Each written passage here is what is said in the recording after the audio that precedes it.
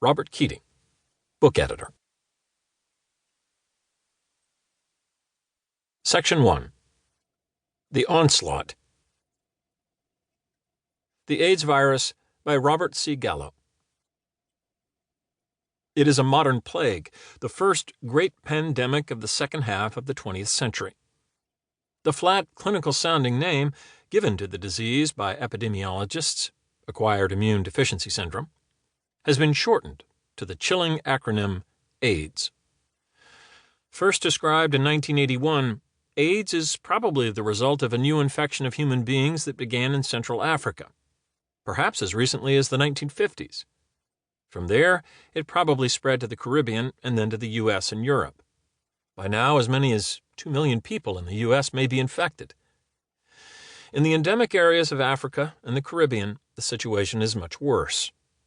Indeed, in some areas it may be too late to prevent a disturbingly high number of people from dying.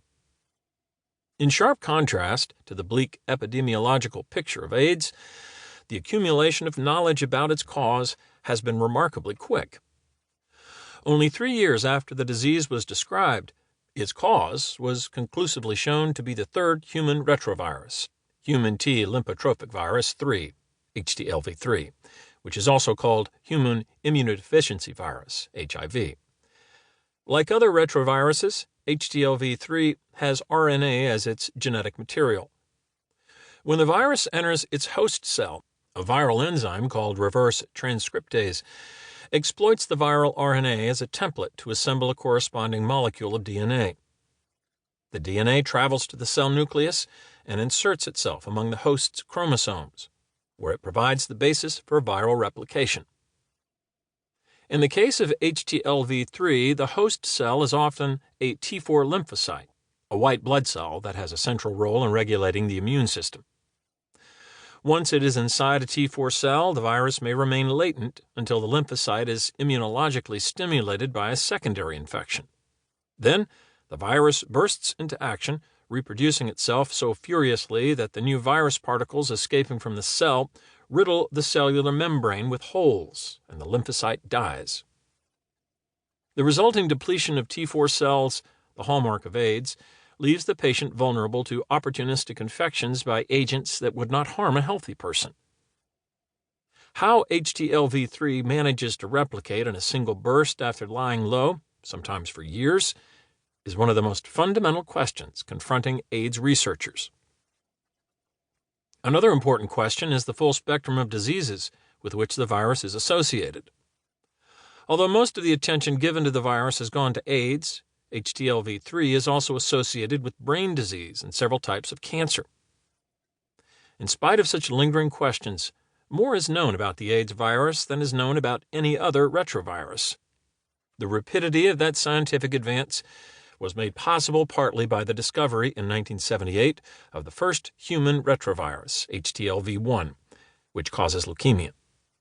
In its turn, the new knowledge is making possible the measures that are desperately needed to treat AIDS and prevent its spread.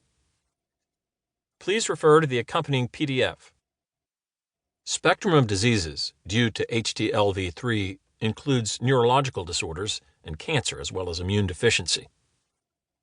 In the accompanying PDF with this download, the curves show a hypothetical model for the proportions of infected people who might ultimately develop such illnesses.